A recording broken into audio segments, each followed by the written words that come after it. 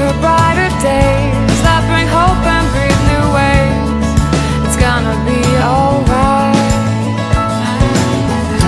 Time for takeoff, board the fly. Come, let's fly into the night. Leave the past behind. The time is ours, let's make it.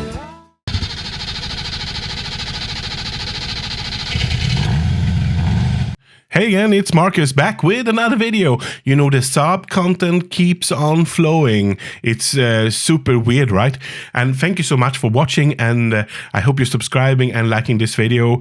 I hope I'm not talking too much this time with my Swinglish, but whatever.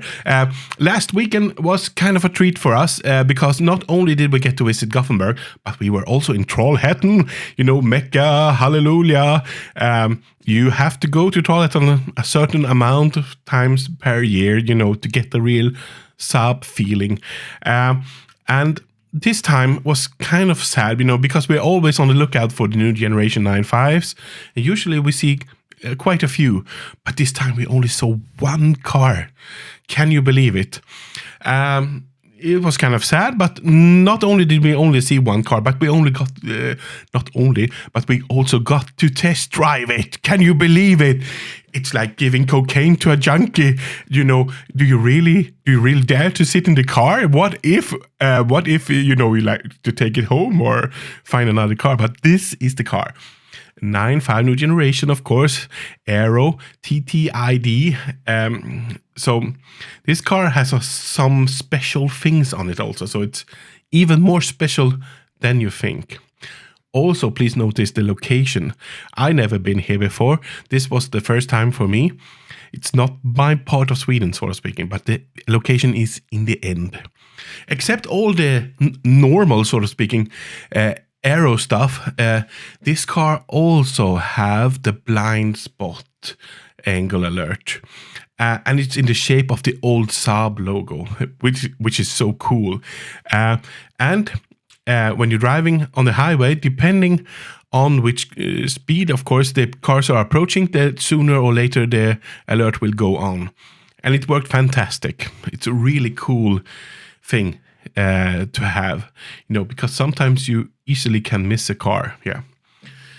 Not only that, of course, it has a digital radio. It's a Saab, but that's also an original installation with the car. But it also has the navigation, and the navigation is also upgraded. I think it's to the 2021 years of maps. So it's pretty new. Of course, you can install any aftermarket Android system or whatever, but it's kind of cool to have the original system still functioning and with almost all the roads in correctness. And you also have another cool thing. This doesn't have adaptive cruise control, but you can put in the distance you like, and it will sound out an alert if you are approaching a car too fast, just like any normal new cars, you know. But still, the system works, and it's, oh wow, it's fantastic. Really cool features, and yeah, it was so cool to take this car out for a test drive. All the three or four features I mentioned here are from Henrik Blom, and you can visit his website. I'm sure if you are familiar with the 9.5 new generation, you know of him, because he has some cool stuff he makes and he sells on his website, like the map, for example. And yeah, go ahead and check out the website.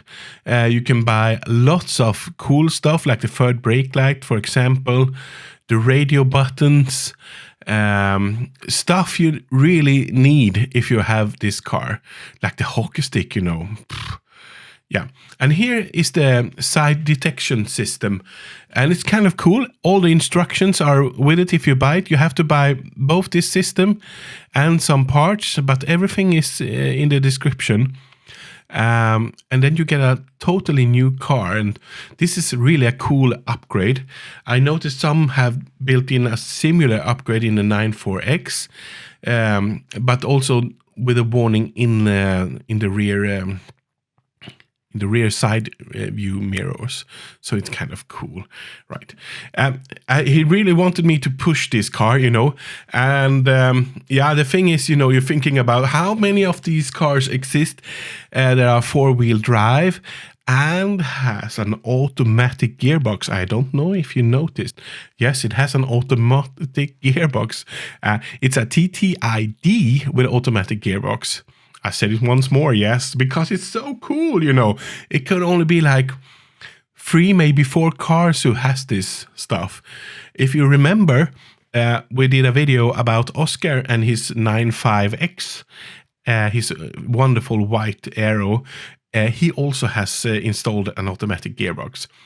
And apparently, I tried to fumble around and ask, was Saab planning this? But it's not been confirmed, really. There was some issue with the gearbox around 1800 RPMs or something, but it works fine according to those people who has installed it. So I don't think it's any problem, but it's not that easy, and you need some really good assistance to install it. So if you want a TTID, you better leave a comment on this video and tell them how much you need an automatic gearbox on the TTID. So maybe someone can help you, I think. Yeah. So this was a great visit. This is between Gothenburg and Trollhättan, out on the countryside. And yeah, we were also going to the Saab Museum. And also I found a 94X part that I had to buy in Trollhättan. It was a rear light. Actually, the thing is, people don't understand this. If you are going to own 95 new generation or 94X, yeah, you have to be a little bit of a parts nerd, because things will maybe broke or something could happen, and the parts don't grow on trees. No, the rear lights on the 95 new generation, like the light bar and left and right, you know, they come for a pretty hefty sum of cash right now. They're really expensive, actually. So expensive that many cars, sadly, in Europe are scrapped. For example, in United Kingdom, because, you know, it's an old car for many insurance companies, and they just see how much it will cost to repair. Also, they also find out that it's no longer in stock. It's listed at NLS, and yeah, then we scrap the car, and it's so sad. I saw an Aero or TTID in England that was scrapped with a rear seat entertainment and a panoramic roof. It's so sad. It's really sad, but hopefully the parts will go to some lucky cars and not just be thrown away. You know, we have a local scrapyard only like 15 kilometers from where I live. And yeah, they have some really nice test drive cars from Saab that they took over at the bankruptcy. What they did is they took off some doors and stuff, and all the navigation stuff and rear seat entertainment and everything. It just stood outside. All the nice seats and everything was totally destroyed. They could have just like took everything out of the car and saved it, but no, they did not. So it's kind of sad. I managed to save a light bar, and that was it.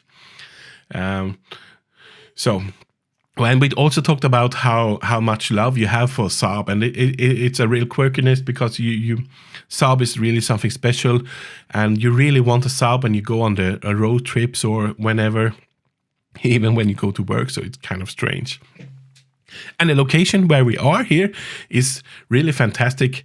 It's a car sales firm, and they have this airplane. It's a Lansen. It was really big at the time, and behind it is the Tunnan. It's as fat as me, you can say, and we can fly, both of us, but it has a really interesting history. And here you can see Kareby Bil. It's just outside Kungälv. So you can do this stop if you're going to Saab Museum from Gothenburg or whenever.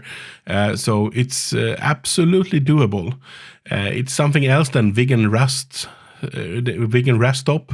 Rest stop. It's a quick word, right? It's a they call it the vegan stop at Grästorp. So yeah, you can see lots of planes from Saab on many different locations here. So that was it from me, and I hope you have a great weekend, and I will stop talking. Take care. See you next time.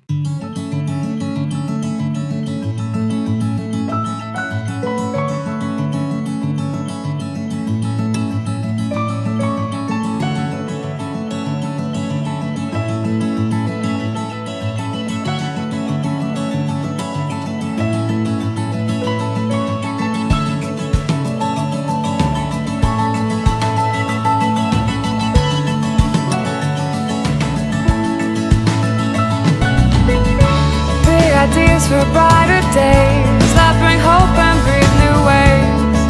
It's gonna be alright. Time to take our butterfly. Come, let's fly into the night. Leave the past behind.